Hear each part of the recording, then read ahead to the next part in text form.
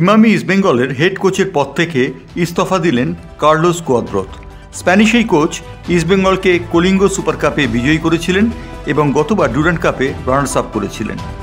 ইমামির পক্ষ থেকে বিভাস বর্ধন আগরওয়াল জানিয়েছেন যে কার্লোস কুয়াদ্রোতের এই সিদ্ধান্তকে তারা মান্যতা দিচ্ছেন।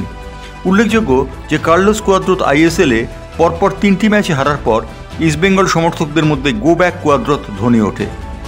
সম্ভবত কুয়াদ্রোতকে চাইছিলেন না ইস্টবেঙ্গল সমর্থকরা। কুয়াদ্রোত নিজে এটা উপলব্ধি করতে পেরেছিলেন আর সেই কারণে তিনি ইস্তফা দিয়েছেন। তিনি 4 লাইনের একটি চিঠিতে ইমামি ইস্টবেঙ্গল কর্তৃপক্ষকে জানিয়ে দিয়েছেন তিনি আর কোচিং করতে পারবেন না। আপাতত বিনো জর্জকে দায়িত্ব দেওয়া হয়েছে ইস্টবেঙ্গল সিনিয়র দলটাকে আইএসএলে প্রতিপালন করার জন্যে। বিনো জর্জের পর নতুন কোচের অন্বেষণ করা হবে। জানা গেছে যে আন্তোনিও হাবাস লোপেজকে আবেদন জানাবে ইস্টবেঙ্গলের পক্ষ থেকে। লোপেজ যদি সেই আবেদনে সাড়া দেন তাহলে লোপেজই হবেন পরবর্তী কর্ণধার, আর লোপেজ যদি সাড়া না দেন তাহলে ইস্টবেঙ্গলকে আইএসএলের জন্য নতুন কোচের অন্বেষণ করতে হবে। ব্যুরো রিপোর্ট, বাংলার পালস টিভি।